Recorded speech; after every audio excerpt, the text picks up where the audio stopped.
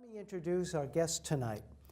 Marshall Lynn received his bachelor's degree in education from the University of Wisconsin in Milwaukee, his master's degree in education from the University of Montana in Missoula, and his PhD in educational administration from Northwestern University in Evanston. In 1961, Lind and his wife Lois began teaching with the Bureau of Indian Affairs in the Yukon-Kuskokwim Delta region of the state. In 1969, he moved over and became the superintendent of schools for Kodiak Island, that school district. But 2 years later, he moved in 1971 and was appointed commissioner of the Alaska Department of Education. Now, a post he retained initially until 1983, and then he returned for service as education commissioner from 86 through 87. Perhaps most notably during his tenure, he helped create the regional educational attendance areas and implemented the so-called Molly Hooch Consent Decree. In 1987, he became Chancellor of the University of Alaska Southeast, serving in that capacity until he was tapped to become UAF Chancellor in 1999. He served on various national committees, including the United States presidential appointment to the National Adult Education Council. He's also served as an executive board member for the Council of Chief State School Officers. He received in 2002 the Denali Award from the Alaska Federation of Natives, the highest honor AFN gives a non-native, for his commitment to serving the educational needs of rural and Native Alaskans. Please welcome Marshall Lynn.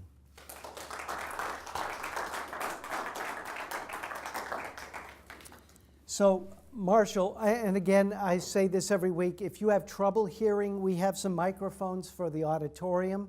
So let us know if you have trouble and we can move to the microphones, but it's a small enough venue that I think you won't need to. Anyway, Marshall, when you first arrived here in '61, can you paint a picture of what the school system was like and what your experiences as a teacher on the YK were like? Well, very different than today, that's for sure. We stopped at Bethel on our way to Kogillanak, our first community. And we had a dog with us. And we said, what are we going to do with that dog? And there was a place there called the Tundra Shack. They said, no problem, bring the dog in. Oh, okay. Well, the room we got had an opening in one wall.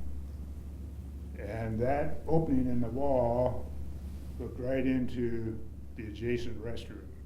There were honey pots at that time. Well, our school used honey pots, honey buckets. And it was different. It was different. Yeah. But we didn't have a whole lot of preparation for what we were going to be doing. We knew very little about the Yupik culture, Yupik language. But the BIA gave us a quick orientation in Juneau, and we thought we were prepared for what we would experience. But it was a real challenge to figure, okay, what are we going to do with these kids? Were in many cases the English speaking skills were somewhat limited. Well, I think somewhere along the way, Lois and I picked up something that was really important to us. And that is, we knew going into the village that there probably wasn't a whole lot that we could teach, but they could teach us.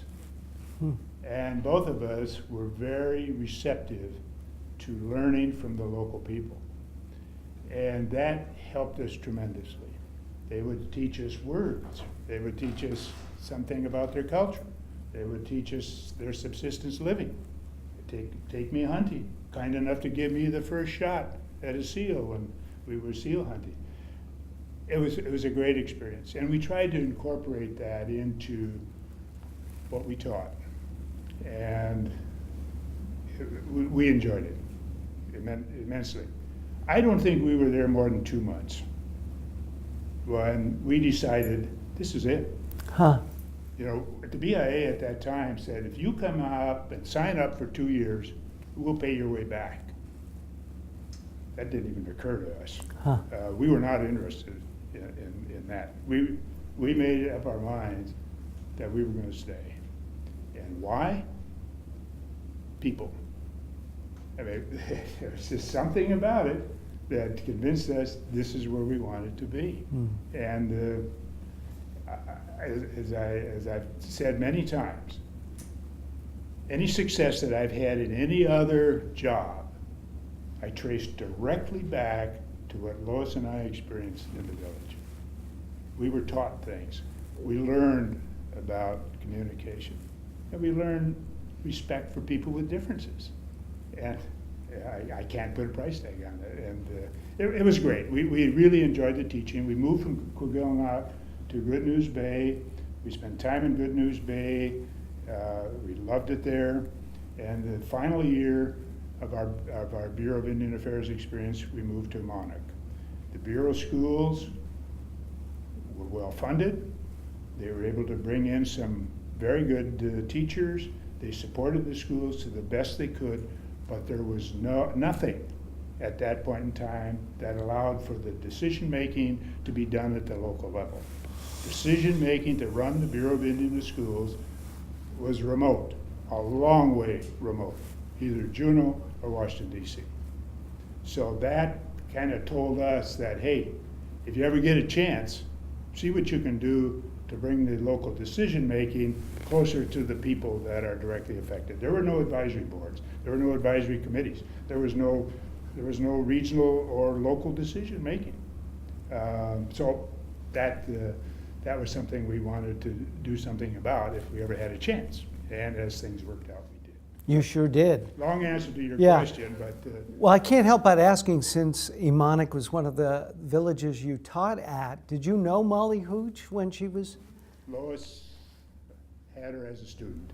Uh-huh. And we knew the Hooch family because we knew Molly. And in fact, we still hear from Molly, who's now living in Eagle River. So yes, we knew Molly. Lois had her in class. Yeah, how exciting. Well, we'll get to that when you're commissioner, but at some point you made a decision to move into administration Right. at Kodiak. What prompted that move? Well, the Bureau of Indian Affairs at that point in time,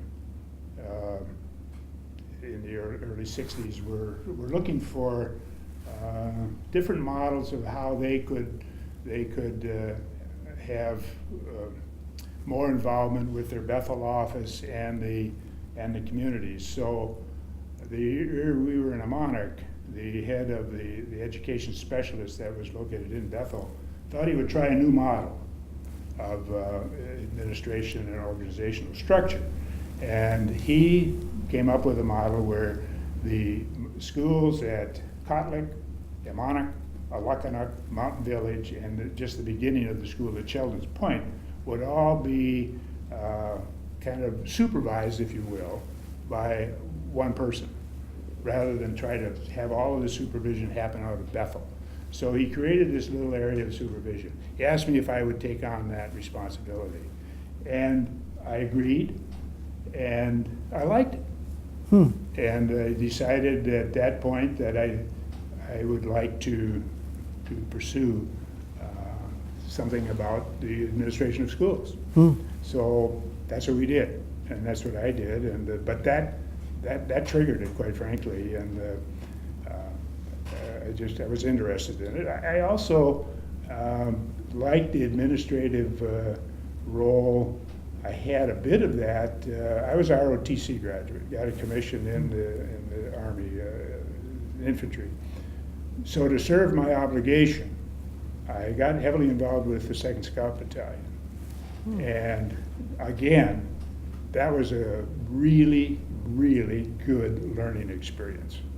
I might have been a commissioned officer with that group, but I wasn't leading a whole lot. I was following, and it was it was a great, great experience because they taught me so much. Mm.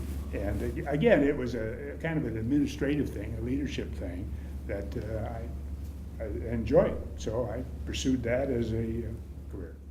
Well, I was going to ask, and Mark Hamilton said something similar when he was just out of West Point, you know, learning from those under him.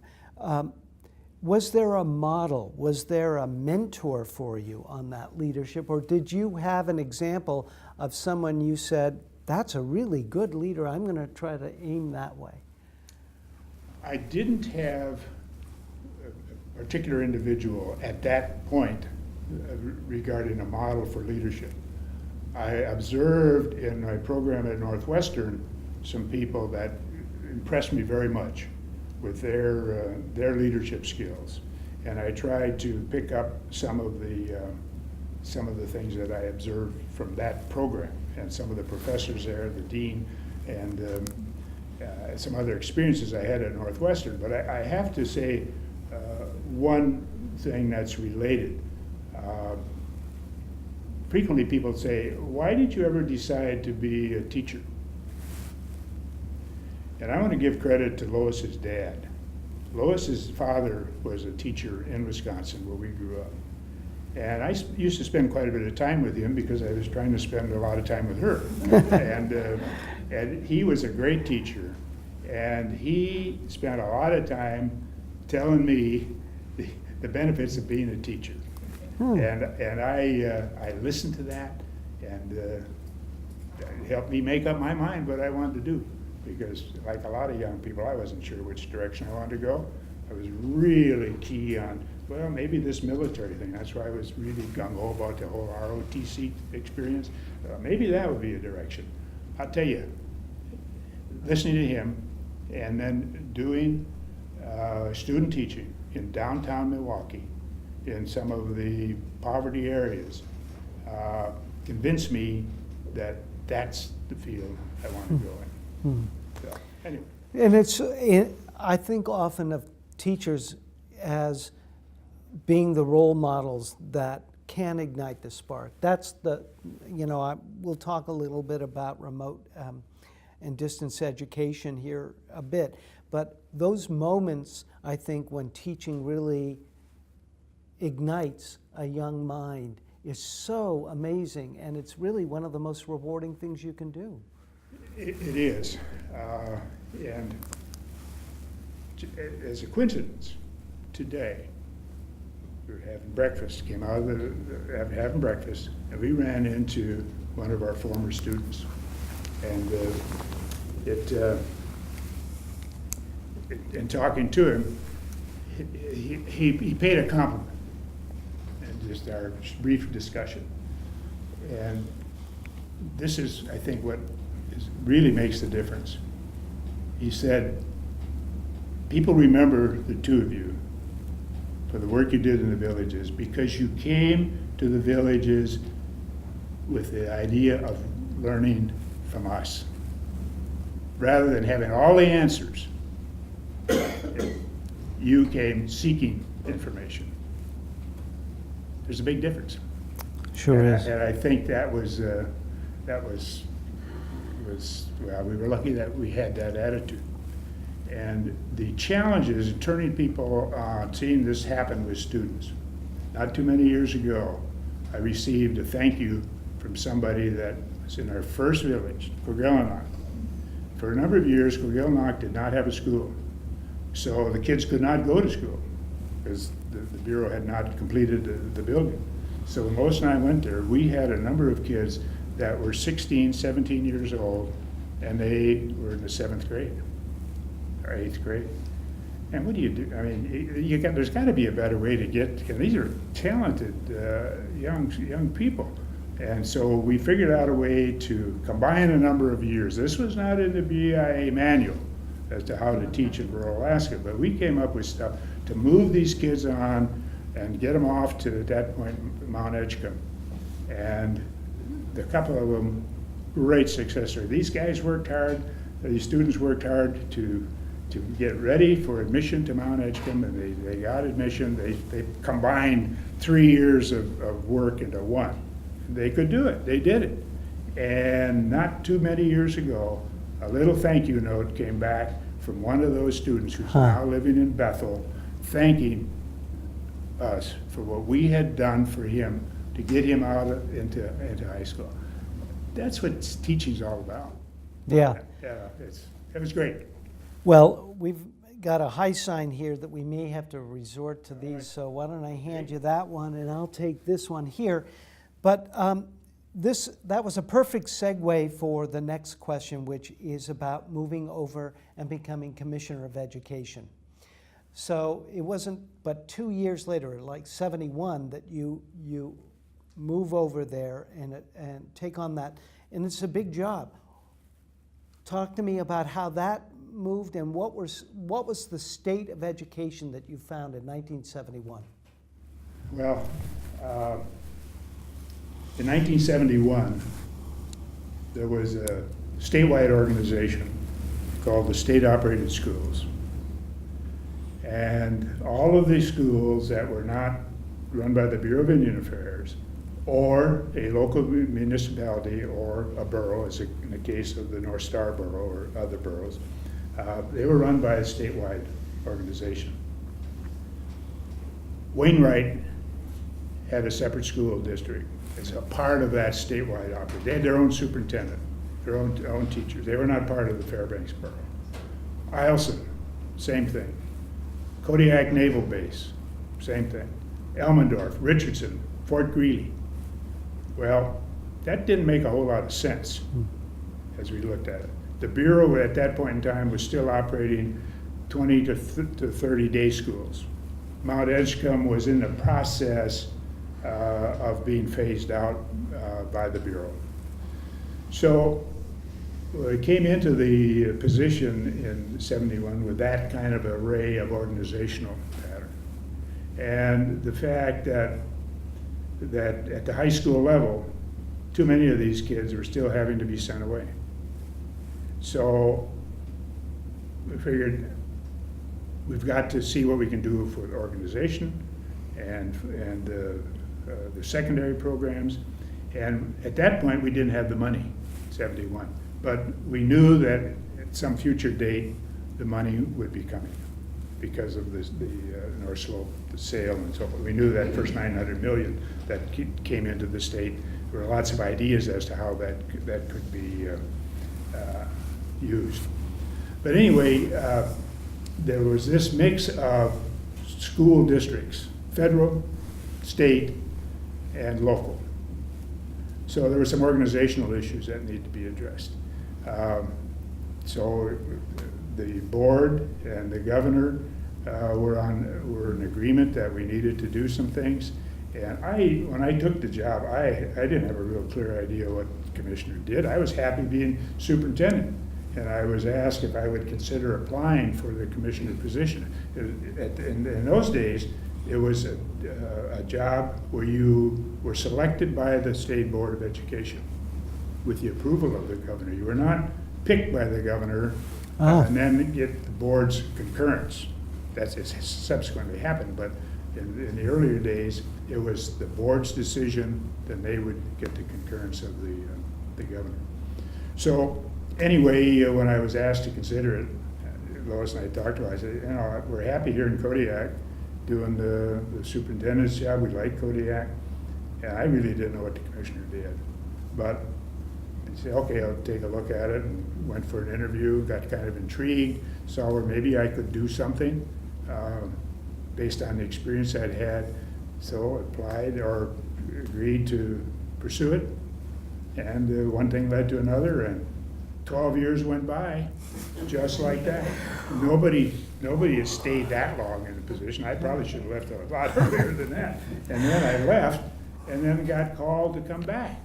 And why would I want to come back? Once you've been there, you don't go back. Well, I agreed. I went back again then for a year.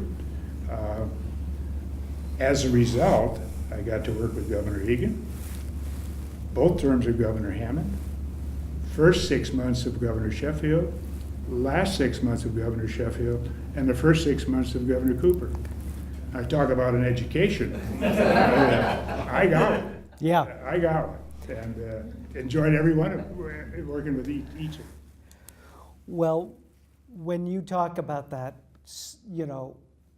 12-year stretch of time, a couple of important things took place during that time, and you were a key player in that. Both the REAA are formulated and adopted, and then also the Molly Hooch case comes up. They're almost, like two dogs in the harness there. So talk a little bit about both of those, if you would. Let's start with REAA. Right after the land claims, native land claims, and the creation of the 12 regional districts, regions rather, in Alaska, plus the 13th district was for people outside the state, but the 12 regions in the state. There was also a concurrent movement on the part of the Bureau of Indian Affairs regarding self-determination, where local people, Alaska Natives, would have more decision-making power on a variety of programs that before had been run by the Bureau.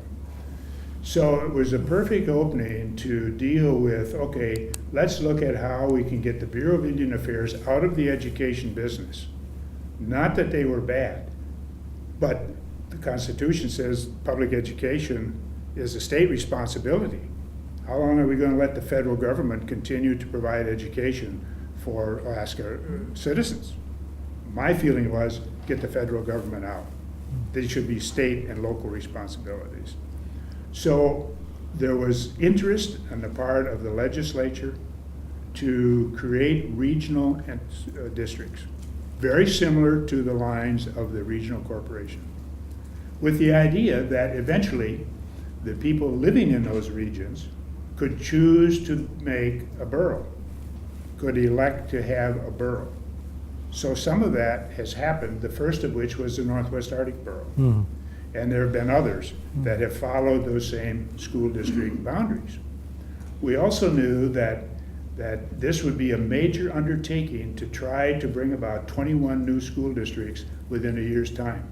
We had from 75 to the 76 school year to make it happen. And I had been around long enough to know that even though I had tremendous helpers in the Department of Education, really good people, I was just one small part of that whole organization. I had the best people for school finance, had great help from the Attorney General's office, curriculum people, great teams. But there was a suspicion that the bureaucrats really couldn't put this effort together to create 21 districts.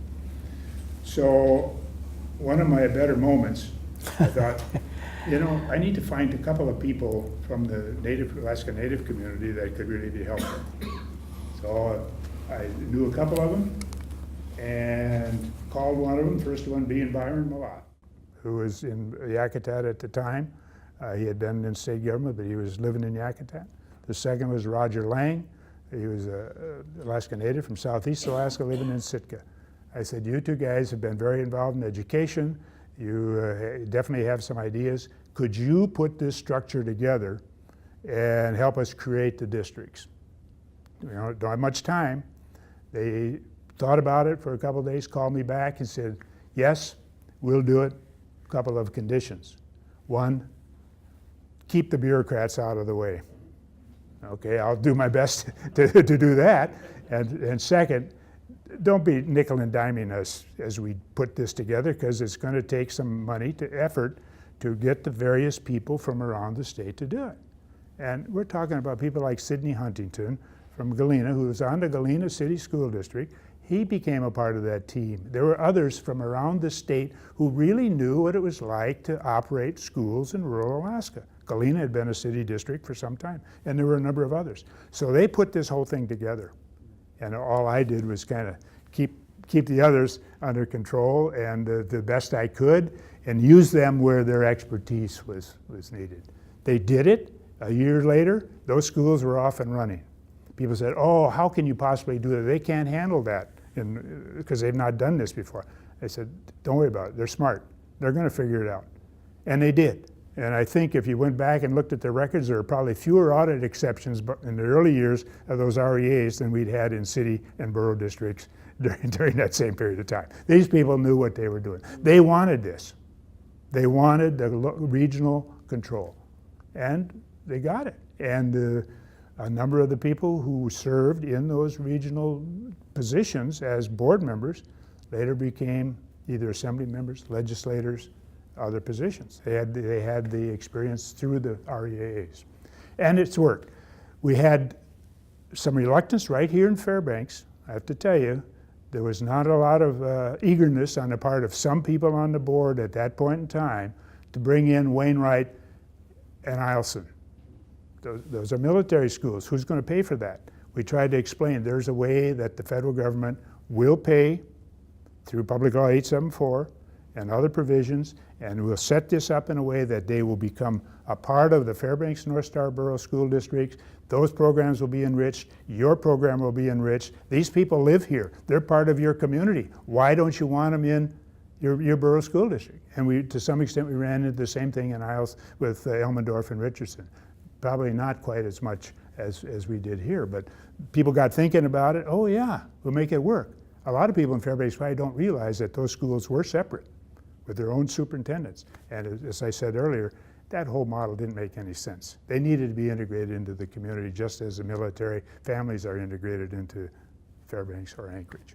ADAC was easy, and Kodiak was already transitioning out of the naval-based school into the Kodiak Borough. We started that when I was superintendent there. So, I think one of the ironies about the Molly Hooch decree was your name is on the court document, and you were probably a proponent from the get-go. But you're representing the state, you're the commissioner. Yeah. Talk about the ramifications of that. Well, as I said, Lois had Molly in school. We knew the Hooch family. And a number of the other plaintiffs that were mentioned, Chris Cook, the Alaska Legal Services lawyer who was located in Bethel, put all of this together along with the Harvard Law Center. And they did a really good job in outlining the issues. And we started to meet. The board was at the Board of Education at that time was receptive. Governor Hannon was receptive. Governor Hannon lived in rural Alaska. He knew what it meant. He lived in Bristol Bay at Naknek. He knew what it was like for the people in rural Alaska. So we had a lot of help. We also had a lot of legislators who, fortunately, and I wish we had more, quite frankly, could see the big picture that rural Alaska is important. The resources, the rich resources that we all enjoy come from rural Alaska, and that we all need to share. And there was an attitude on the part of the legislature at that point that we will share the resources throughout the state. And what a lot of people have forgotten is that as we went through the Molly Hooch matter, building the schools, there was a major bond issue, statewide bond issue. I can't remember the number, but it was significant.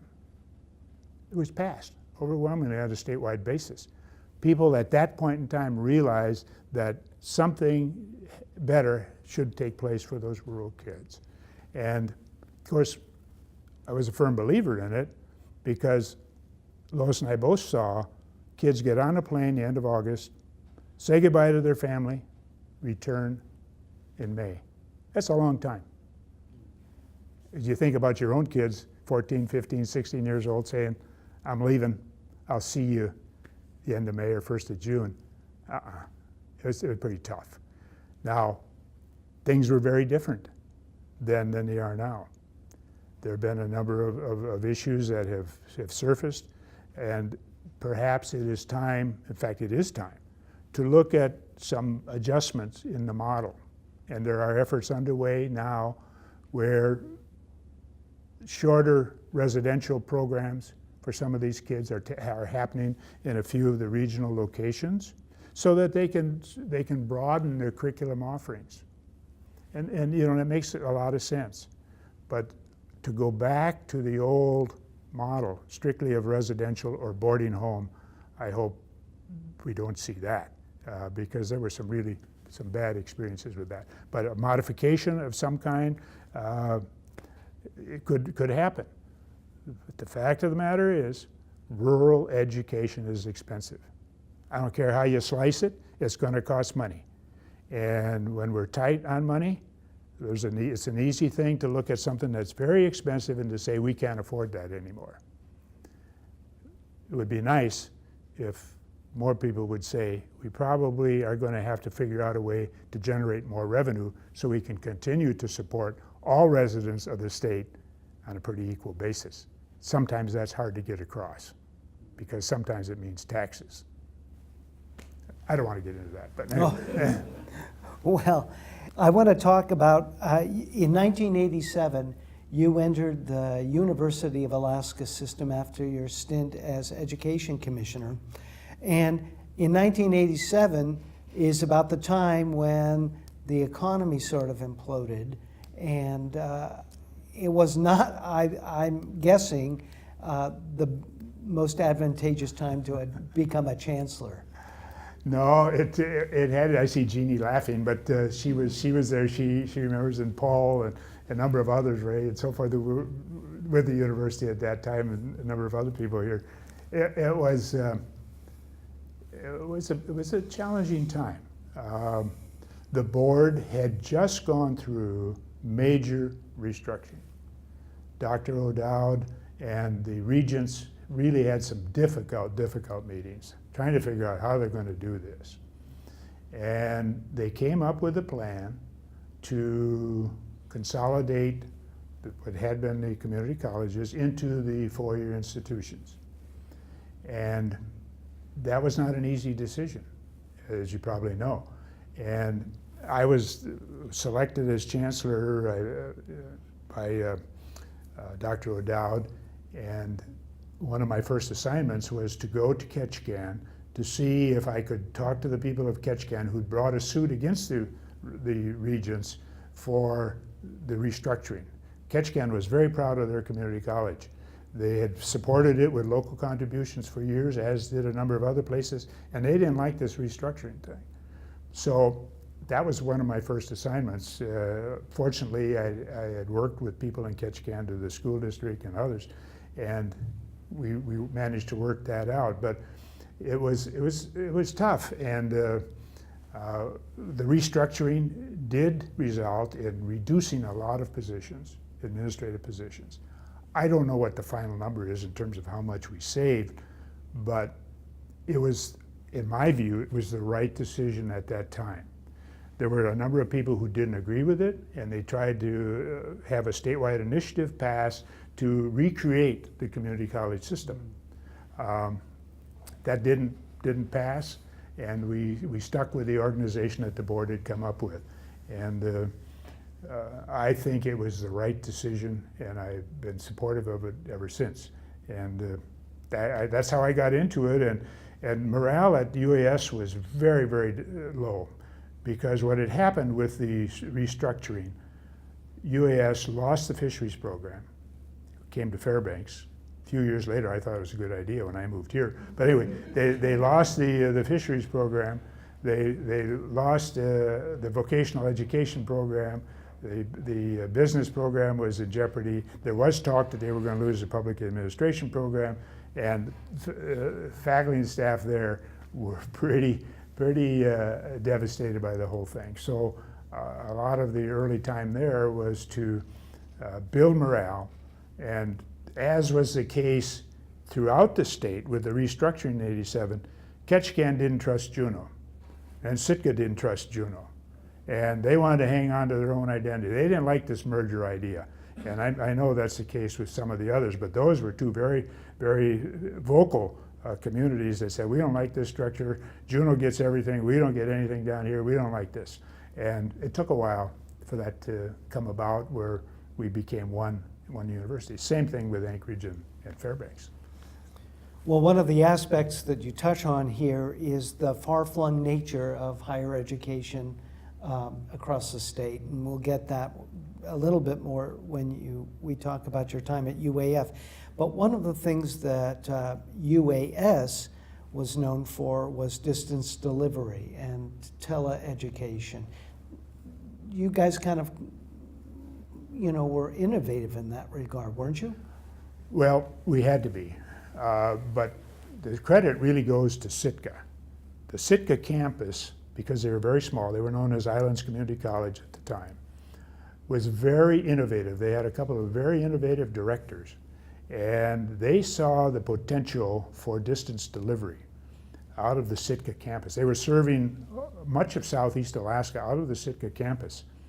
And we were doing some in Juneau, but not nearly as well as they were doing at Sitka. So we figured, here we are, we're the small player in the restructured university. Fairbanks and Anchorage are much bigger, more money, so forth. So we had to figure, okay, well, how are we going to cut out our niche in this place? So we went into it big time. And we had a lot of good leaders in this from our Sitka campus, and they helped put this thing together, and that became a major part of what we did then and what they're doing now. And we even went international with it. We had a joint program with the Yukon Territory. They were interested in our public administration program. We said, great, we'll put together public administration program for the Yukon, and it was great. And it continued for many, many years and it's still going on. It strikes me, hearing you talk, two things. Number one is consistently you're not afraid to adopt innovative programs. And secondly, you're really good at forging relationships with communities, in this case the community college system, and bringing them on board as team players. Talk to me about that. Well, thanks for the compliment. A lot of people probably don't think that, but anyway,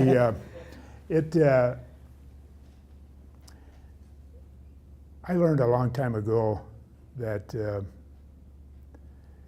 your best leadership approach should really be one where you're not the front guy. You're not out in front getting all the attention. That you move others out in front. You're there when things go wrong. If that train derails and there's somebody that needs to answer, that's your job. But move the others out in front. Give them the opportunity. You stand in the background. And a lot of times people don't even know who the leader is, but because it's changing. It's somebody else that's doing that. Except, as I said, when the wheels come off, you've got to step forward and respond to that. And as you work with communities, you find out who those people, those leaders are. And with these campuses, you got all kinds of really talented people. Give them a chance. Put them out there in front. They'll figure it out. They'll work with their communities. You come in thinking you got all the answers because you got the title. You're not going to make it. And secondly, the one advantage I've had, probably over some others who might step into the position, is I'd worked with all these communities before, with the REAs and with the Maui Hooch Matters. So I knew a lot of the players. They knew me. There was some trust. We could get things done. And plus, my wife has given me good advice for many, many years, and I listened to it.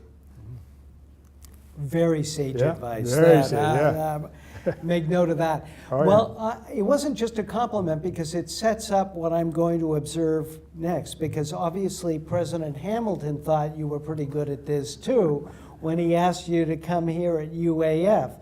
And he sort of adopted an unorthodox method of getting you up here, which was sort of bypassing Senate and faculty and staff kind of buy-in at that point. So obviously he thought you were good at this and brought you up to UAF. Was that did you have to exercise the diplomatic skills in overdrive when you got up here? Well, it's not the way you want to generally start a position with a, quote, more traditional higher ed facility place. He's a convincing guy. And when he called me to ask about it, I thought, why would I want to go to UAF? I like it here. It's southeast. We're southeast people with a boat, and they got a house here, and we enjoyed the southeast campus. But I knew quite a bit about UAF. And my predecessors, starting with Howard Cutler, Pat O'Rourke, Joan Wadlow, they did a good job. They each contributed in different ways to the development of UAF. And I knew that, and I respected that. And I also knew a guy by the name of Paul Reichardt. And I knew how Joan Wadlow felt about Paul, plus a whole bunch of other people, really good people. She would tell me, because Joan and I became pretty good friends. We'd go out boating together with Dick and Joan Bose, and I would go out on our boat. And when you spend a number of days in a confined area with people, you get to know them pretty well. And we did that a number of times. And so I had a pretty good idea what the issues were that she was dealing with here, plus some of the players. And it appeared to me that a good team could be put together and we could have some fun. And I had two interests, primarily, in coming here. One, I knew that there was a need for the university and the community to develop some good working relationships. And I thought I could do something about that. I also knew that perhaps I could do some things with the students themselves to have them feel that, yeah, somebody cares, the administration cares, and I thought I can probably do some things there. And as I said, with people like Paul and Dorothy and a whole lot, and Jake Poole and a whole lot of other people, I knew a team could happen. And so besides that, Mark and I look a lot alike. And they got us confused. Maybe that's why. And I have to say that leads me to one little thing I want to mention. Because we look so much alike, constantly people were getting us confused. They'd come up to me and say, "Oh, President Hamilton, that was a great speech you gave down at the chamber, and Dr. Hamilton, that was a great thing that you did." And for a while I thought I ought to correct them and let them know that, no, you're not talking to Dr. Hamilton. Finally, just forget it. Let them think that. So the classic story is, one morning we had a meeting in Anchorage. Went in to check in at the Alaska Airline, and the lady at the ticket counter said, "Oh, good morning, President Hamilton." I said, "No, I'm Marshall." "Oh, I'm so sorry, I'm so sorry." So didn't think any more of it, got on the plane. A little while later she came, she said, "I'm going to upgrade you to first class because I got you confused with Mark Hamilton." "Oh, okay, that's great." So I moved to first class. A few minutes later, Mark Hamilton came in, walking down the plane, said, "Hey, Mark, enjoy your seat in the coach section." And he said, well, Mark had salty language. And Jeannie knows this because she used to hear it outside the office up there. But anyway, he had a few comments for me. He said, "I'll get even." Well, it wasn't too much longer. Mark was at an event in downtown Fairbanks, and some lady came up to him and thought she was talking to Marshall Lind. And she was going on and on about some issue. Probably had to do with parking, because that's the one that seemed to be the most prevalent. And he listened for a while, never told her that she was talking to Mark Hamilton. She said, "Why don't you come to my office tomorrow and we'll talk about it." So sure enough, the next day, a lady showed up. One of the people in the office said, "There's a lady here that talked to you yesterday and said you encouraged her to come up." Well, I don't always remember things, but I didn't remember that one. And so I said, "Well, have her come in." And sure enough, she came in and she went on with whatever her complaint was, thinking she had talked to me the night before, and she hadn't. So anyway, I told him about that. He said, "I told you I'd get even with you." But anyway, we had a wonderful relationship. And one of the reasons I came, besides what I outlined to you before, I like Mark. And I like working with him. And we hit it off. really well. We had differences of opinion on certain things, but boy, he turned a lot of things around with the university. He dealt with the legislature in a way that needed to be done. He was able to generate money. He did a really good job. It was a pleasure working with him. So we made a good team, plus that team that I told you we put together here at UAF. We had fun. It was great fun for the years we were here. Well, I'm going to go to a subject in a minute that's not so much fun, called deferred maintenance. But before that, I want to observe that didn't the students, your work with the students pay off, and didn't they call you the students' chancellor? They did, and that was very nice of them. I have to give Lois a great deal of credit for this. We went to everything. We went to almost every athletic event, every student event. We had students over to our house, and I tell you, we were going constantly. But it was the fact that we were there, we were both there, they could talk to us, they could see us, they knew we were interested, that we cared. They even put me on the spot by saying, come on over and we'll take you on in a game of pool. Well, I hadn't played pool in years. So I said, okay, I'll go over and play. And I won. I was lucky. Really, That's really when they lucky. took back that title. Yeah, right? that's right. But it was great, and you know, we had that money around from the capital stuff that hadn't been spent.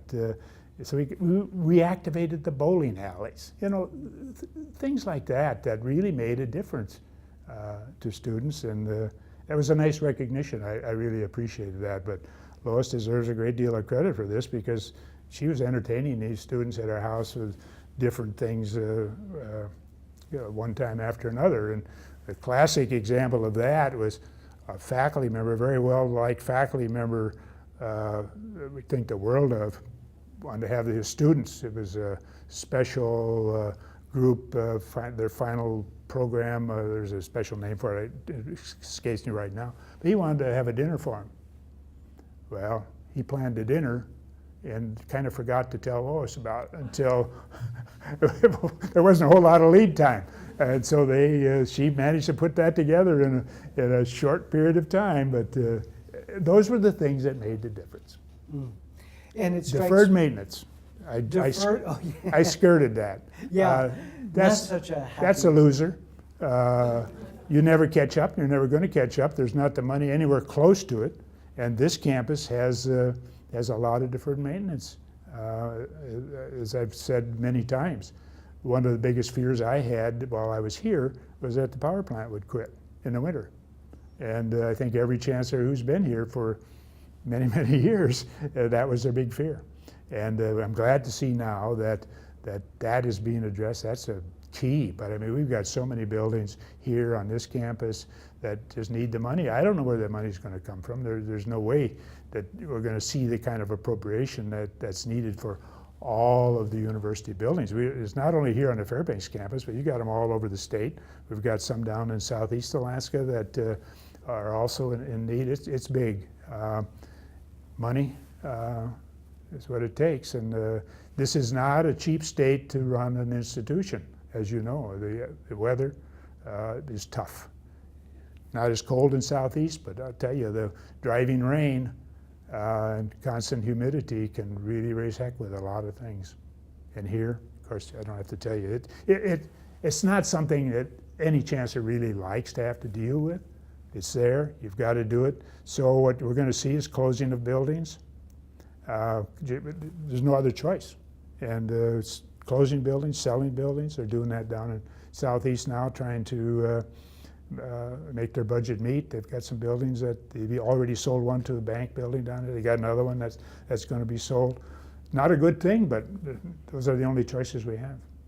Well, this raises the question, and I'm going to come to the sort of nub with the legislature in a few moments, but I guess what I want to also say is that you worked a lot with the community, and that community involvement and engagement seemed to work to the school's advantage, because at that period, because the oil economy was also healthy, but You got something like $100 million of appropriation money coming into the university, but the school also, there was this sort of relationship with the larger community that seemed pretty dynamic at the time.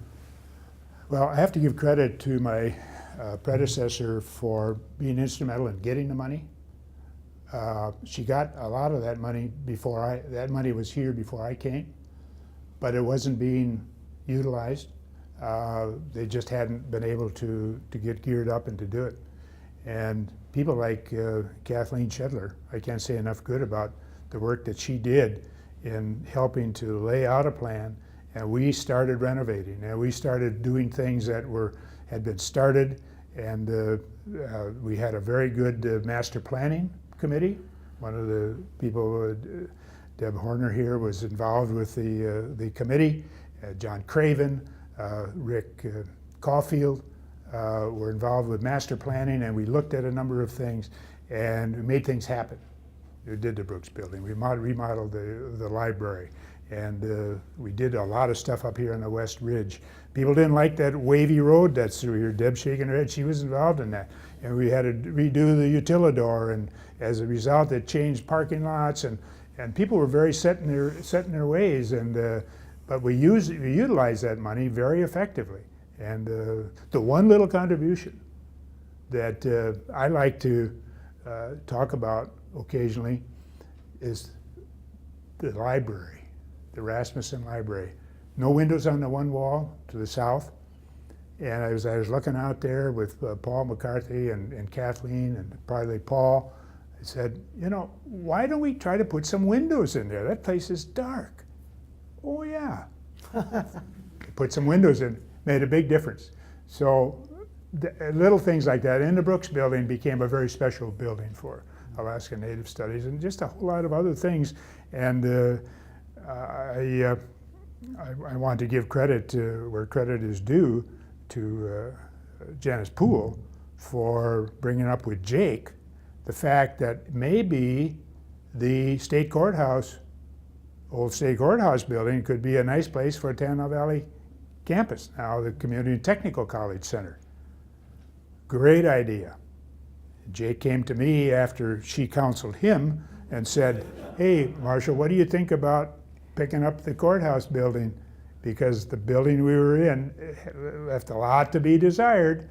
And so we started the process, and sure enough, got it. Now we got a great facility. Had we waited to get a special appropriation for that, might have been tough. But it was that kind of stuff that was going on, people coming up with great ideas. So we got some things going. So, but I do want to give the credit for the accumulation of the money before I got here. I came and had the privilege of helping to spend it, but through the planning committee. Which is always a better option. Oh yeah, right? yeah, it's a lot better, and plus, yeah, I'll stop there. Well, I want to go to the legislature now, because it strikes me, of course, now we're at an economic downturn for the state, and correspondingly, state support, financial support for college UA system is down. How do you convince lawmakers, or what's the step to convince the wider audience, including lawmakers, the higher education is worth that support? Boy, that's a tough one. Really a tough one. Some of you might have seen the article that Hollis Hall wrote in the Fairbanks paper today, where he talked about different diversity activities, diversification of the state's economy, where we do more things with the various resources that we have. Also made reference to, which I agree with, some form of taxation. But as you look at the diversity of and how we utilize the resources that we have, where are those people going to be trained? They've got to be trained, should be trained in Alaska. And if we're going to succeed as a state, I think we've got to be able to broaden our revenue sources. He listed a number of things, And the people to come up with the ideas to put some of that in action, I believe, have to come from our university system. And if we continue to cut, we're going to see a very unfortunate withering of our system. Our faculty will leave, our students are going to leave, and to rebuild, if we should come back into money through something, to rebuild is very, very costly, it's time consuming, and we will suffer as a state. Now, a lot of the students probably don't recognize yet how severe some of this is, unless you're a student in economics, recently cut, some of the other areas that are no longer there. How far can we go before we no longer are a viable institution? And consequently, without a good state university system, it's hard to see how the state will ever progress. How you get that across, when people don't want to pay anything and want to have a totally free ride, it's a tough one. And I don't have any simple answer for it, but what we're doing now with not addressing the financial issues and just saying cut, and using this line, which we've all heard, my constituents tell me that we need to cut more government before we'll consider taxes. I don't believe that. Well, state polls indicated otherwise. Yeah, I still don't believe it. But anyway. No, agreed with you. Yeah, and you're right. The polls indicate that majority of people are willing to pay. And why we continue to allow that sort of excuse to be given. My constituents tell me we got to cut more state government, and the university is getting too much money. Yeah, I'll tell you, I don't get involved with politics or university matters now very much at all. I'm interested, but I have to stay away for a variety of reasons. But anyway, I want to stay away for a variety of reasons. But anyway, I watch some of this stuff on Gavel to Gavel, and when I hear some of the stupid questions that come up about budget and the university, it just about drives me up through the ceiling. Like, why are we investing in the research? And when you explain, you put $1 in and maybe you'll get 5 back, it just, now I don't know how to deal with that. I mean, you can draw all the pictures in the world, but it still doesn't seem to sink in. And there are so many benefits that the university can bring to the state, and you've got to support it. Granted, there's always room for some cuts, and we've seen that. There are areas where we can pare back, and we've done it. But I think we've reached a point where any more is really, really going to hurt. When you start cutting some of these basic services to support students, we're not going to make it. And because of the nature of our institution, where we have more of the non-traditional age students come in, who have a different set of needs than the 18 to 22-year-olds, it takes some special resources to make that happen. And it's a challenging time. And I think President Johnson is doing a great job with what he's trying to do. The board's got a tough role to hold, and it's not an easy thing. And the chancellor coming in here is going to have his hands full. A good thing that Dan knows something about UAF, and he's been here. He knows what he's up against. But it's a tough job. Very, very difficult. So I listened to your interview with Dana, and Dana did a great job. We were just very fortunate that he would come and take this job for a year, because he understood the situation, but it's not easy. Not easy. There's no simple answer to it. Well, one of the often points lawmakers or those who don't know the university system well will point is to these remote locations, these campuses in Kotzebue, right. and say, well, just close them, contract down. Well, Mark Hamilton kind of set that one straight years ago, and he said, no, we're not going to close any of those. He said, we're known as the University of Alaska, which means we serve all of Alaska. We're not just Fairbanks, Anchorage, and Juneau. And I have a very strong interest in the rural campuses. And it wasn't too many years ago, we had the same issue came up, said, let's take all of these community campuses and consider getting rid of them or reorganizing them. And I was tasked with the assignment of looking at that issue. And you can't put them all in the same basket because they're very different. At that point in time, in that same basket was the Tanana Valley campus and Kotzebue. They're not the same. Nor is the Kenai Peninsula College the same as Valdez, or is Matsu the same as Nome. So we worked out a way to differentiate these based on their size and what they did. The interesting thing that came out of that was these campuses generate this figure Mark used it, I don't remember what the figure is, it's like 40-some% of the credit hours for the whole system. And they utilize X amount, much smaller amount of the total expenditure. And the important thing is, aside from those figures, which were interesting, this has given people throughout the state an opportunity to advance, to seek an education. And I can tell you, if a number of the people who live in some of those locations had to come here or to Anchorage or to Joe, they wouldn't do it. I mean, to uproot the family, it's just very, very tough. So again, we come back to this whole notion of equal sharing of the resources for all. Yes, a place like Kotzebue is expensive, but it's important to the people up there.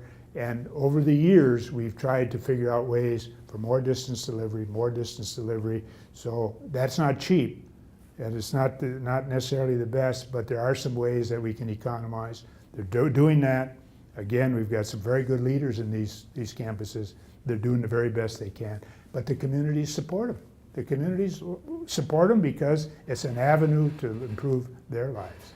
Well, this goes back, I just have a couple of more questions, but this goes back to what you and Lois discovered when you first went out to the YK, was this local buy-in. And I'm wondering what you being awarded the Denali from AFN, the Denali Award from the Alaska Federation of Natives meant for you. Was it an acknowledgement that you had understood that piece? Well, it was a very nice honor and award. I guess you know, because we started in rural Alaska, and we've done a lot with the schools in rural Alaska and have a very strong interest in it. And the fact that I placed a priority while I was here on our rural campuses. And it appeared to me that the way to help to strengthen the whole significance of our rural campuses was to appoint somebody, an Alaska Native, in charge of that whole operation. And Bernice Joseph was the person that I asked to take that job. She agreed to take that job, and she did a great service to the university and to the state in emphasizing the importance of those rural campuses. And you know, it kind of all fit together, and it's probably one of the smartest personnel moves that I made. And I always looked at that one as being a real winner. Yeah, we're so sorry we lost her. She was an amazing person. Anyway, the award from AFN was, of course, very humbling to me, and it was great. Well, my last question, I'm going to ask you to put on the Swami hat, gaze into the crystal ball. It seems like in your time, education has transformed, changed radically. You talked about many of the elements. You were a key player in that. Where does it go from here? Where do you see going forward? Well, I wish I could say. I'm really concerned about this budget thing. We've got a grandson that's that's attending the university now. He graduated from high school in the Seattle area, and he's attending the University of Alaska in Southeast in the marine biology program, and he loves it. And he loves the university, and he'll be an Alaskan when. Because I'm sure he'll stay in the state. He's currently working this summer in the hatchery in Valdez. And we've had other family members that have changed occupations or are in an occupation thanks to some program that they picked up from the university, all the way from auditing to radiology to mining, the kind of a broad range, some paralegal. I think the university will continue to put a lot of emphasis on the vocational, technical programs that are so important to the state. And we've got some really, really good things going on. We will see a paring back of some of the areas where enrollments are not very large. But we will continue to specialize on those things that are unique to our environment. Our northern latitudes puts us in a position where the climate change issues and other things related to the northern latitudes will continue. I mean, we're the center for that. We'll continue to be one of the leaders in the country. There's a lot more that we can do now with the Kodiak in terms of some of our fisheries and marine sciences research. They're doing some very neat things. And every day we find something new regarding one of the scientific areas that I think our university is involved in where we can do more. And I see us continuing. Now, you asked me what about the money that supports a lot of this coming from the federal government? I don't know how to read that one, especially with the current administration. But and the same with to what extent can we read where our legislature might go. But I'm optimistic we'll work our way through this because we've got top-notch people in the university system throughout. Statewide, the 3 main campuses, plus these rural campuses, we got some very creative people. They're smart people. They're dedicated people. Those that aren't dedicated, those that aren't really interested in Alaska, they're gone. I mean, they're here for a while, they're gone. The people who really stay and are interested, they're making a contribution. And I'm optimistic that that will continue. And I know we're going through some tough times, but I think we'll weather it because I've got confidence in the people. And I think the citizens of the state will only stand for so much, and then they're going to say, hey, enough's enough, guys. Either you vote these guys out or you bring about some kind of a change at the political level. It has to happen. So anyway, I'm optimistic. We'll make it. When we went through this restructuring in 1986, 1987, things were bleak. They got bleak again when Mark Hamilton came on and oil was down, and he managed to get some things turned around, and he had a way of talking to the legislature that was really effective, and he did a good job. And I think Jim Johnson and others will continue to make a good case for the university. That's my hope. That's my prediction. So I'm an optimistic guy. Yeah, I can tell. Yeah. Well, keep that optimism in place because at this point in the evening, we usually open it up to questions from the audience. So since we're having trouble hearing out there, if you'll give your initial question and I'll repeat it, and then Marshall, if you would take a stab at answering it. Okay, does anybody have a question for Marshall? Michelle? Marshall, you are amazing on so very many levels. Giving credit to everybody that's sitting in this room is a perfect example. And yet we really celebrated your time with us. And as you are an optimistic person, but because we're recording this for history, okay, could you give us a couple of your biggest challenges when you were sitting as chancellor here? So your biggest challenges as chancellor, Oh, boy. besides the power plant going Yeah, on? the power plant going. Well, it's, I was telling Lois earlier today, we were driving around the campus a little bit and bringing back memories, and I said, when we first came here, I would walk up the steps of the Allison building each morning to go up to the office in Signers Hall. And I had this big stack of letters that had come to me before I ever got here. There was everything from a concern in the community that we were going to lose our basketball coach to problems with education accreditation and just on and on. I thought to myself, what the hell have you gotten into? You know, you had it pretty nice down in Southeast. And anyway, it was really, the biggest challenge is how do you keep a little city running properly? Because that's what you got here with the fire department, police department, residential halls, a whole research section. You got a big array of issues. And the biggest challenge, I think, was to put together that team of people who could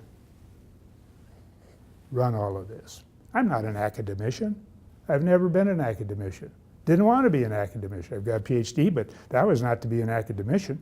I wanted to practice in administration of schools. I'm not a researcher. I knew that. And I don't have all the answers. Pick the people who do. There's your academician. I mentioned Paul. I've got a number of others. They can do that. Put together this team to get this place moving.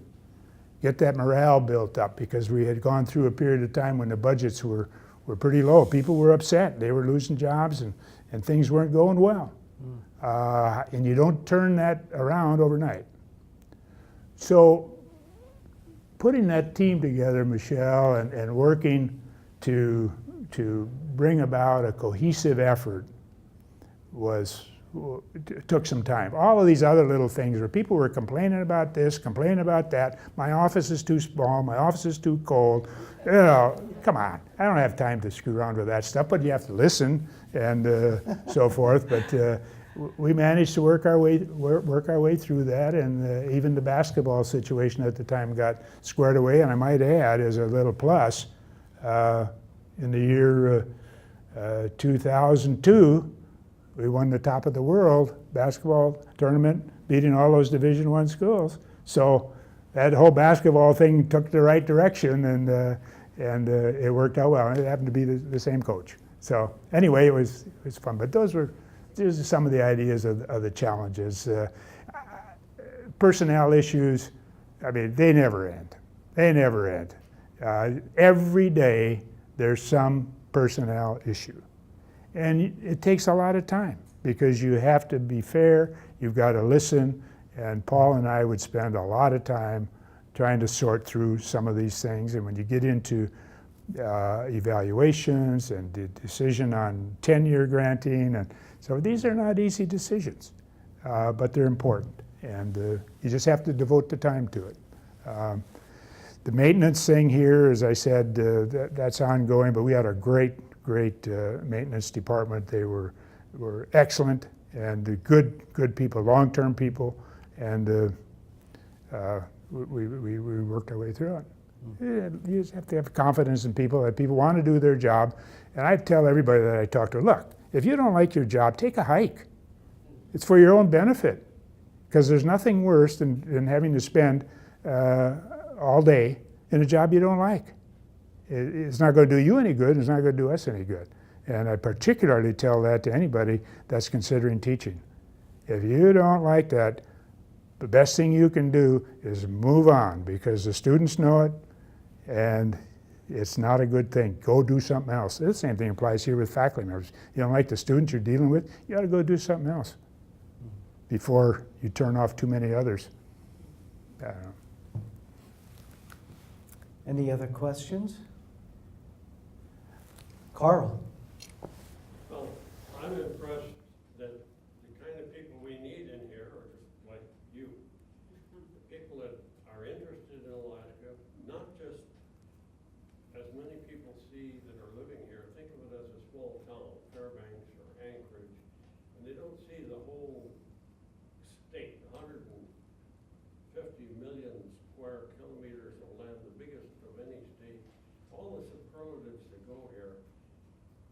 And most people aren't thinking that big. But I appreciate the number of people like you that do and that stay here. And that's what Alaska is going to build its future on. I just wanted to point out, you mentioned these things that Mark had said about the rural area. I listened to him talk about this once, and he also pointed out that the university is responsible for 100% of all the education they get beyond the elementary in these villages. And that is something where you gotta try to put a value on that.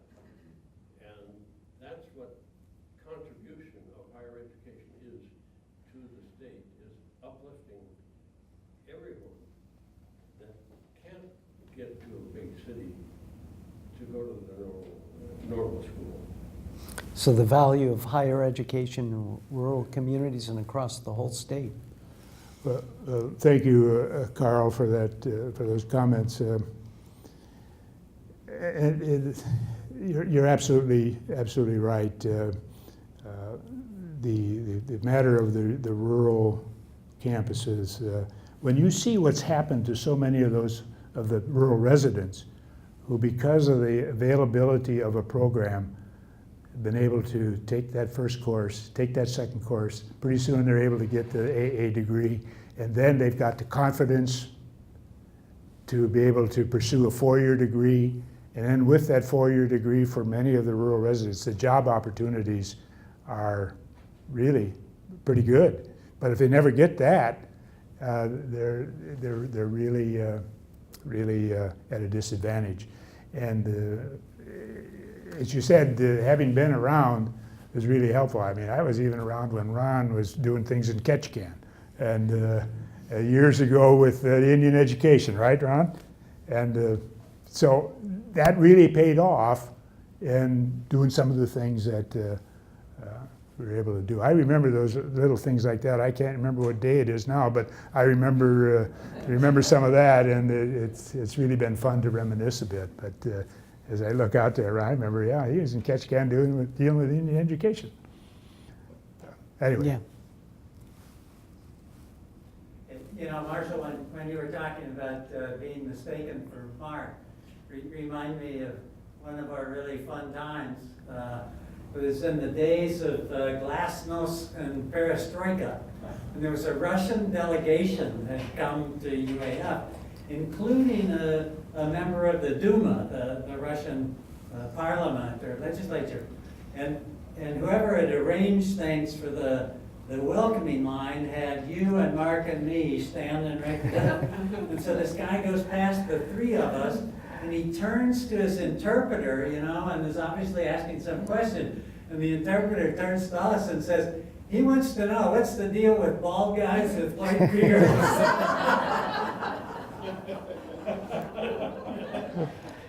Yeah, now that I come to think of it, that's kind of a...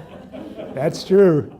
That's true, and yeah, we sure had a lot of fun with that. And anyway, I want to thank you, Robert, and Michelle, and everybody else for coming to this today.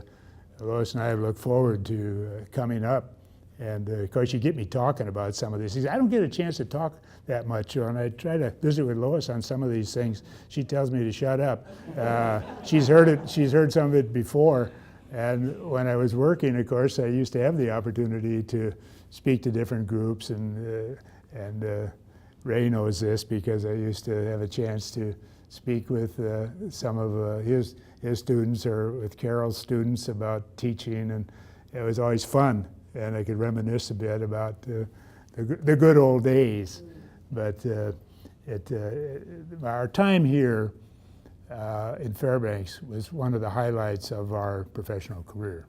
And I thank Mark a number of times for giving me the opportunity to come here. We really like Fairbanks. As I've told a number of you, if we couldn't live in Juneau, it would be Fairbanks would be our next choice. But we're still very much addicted to saltwater. My hobby, it has been for years, but it's become even more intense, is boating. I love working on diesel engines. electrical issues, all kinds of related things with boating.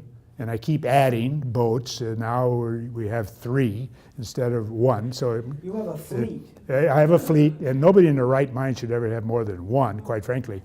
But we love it, and we're going to do it as long as we are able to physically handle the rigors of working on a boat. And it does keep you limber. You're crawling around, and I like the mental stimulation.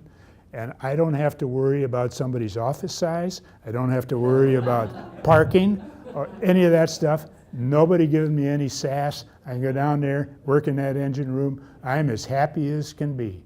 And so I spend a lot of time doing it. And then since I retired, I got into golf big time, and I love that challenge. That's almost as frustrating as working at the university, trying to figure out how to hit that thing straight. And so between the two and things that Lois and I have been doing, we've had a really, really good retirement. But we talk about Fairbanks on a regular basis. We loved it here. We liked the people. And I think part of the reason that we felt so comfortable here, the transition from Juneau to Fairbanks for us was a piece of cake. Really, we moved up here. No salt water. No salt water, that was the tough part. But in terms of the community relations, nothing to it. It was so easy because there's a lot of similarity between the two communities in terms of nice people, old-time Alaskans who are committed to the community and to the state, and they're genuinely interested. And they're wonderful to work with. They had the same thing in Juneau. So it was an easy transition, and it was tough for us to leave. And when I retired, I loved the job. I didn't want to quit because I was having such a good time, but Lois counseled me a little bit. She said, you know, you can't work forever. You're getting old. And she's right, again. And so it was time to move on. And so we did. And it's been great. Well, thanks for spending time with us. My pleasure. Not just tonight, but when you came up to UAF and UAS and as commissioner and as teacher. Well, again, let me just close with one last thing. You need to know this. Lois and I had teaching jobs in Wisconsin before we came here. She was teaching in high school. I was teaching in junior high school. It was a farming community and a great place to work. But we wanted to do something different. And she was the main driver behind us coming to Alaska. There was a little ad in the NEA Journal at the time that said, teaching couples wanted by the federal government, Bureau of Indian Affairs. She said, that looks interesting. She took the initiative. She filled out the paperwork. She deserves credit for us coming. Once we got here, as I told you, it wasn't 2 months after we were here, we both agreed we're not going back. And we never will. We'll stay in Alaska the rest of our lives. And so she gets credit for that. Okay. Well, thank you very much. There's a reception over at the Aksofu building. I hope you'll join us.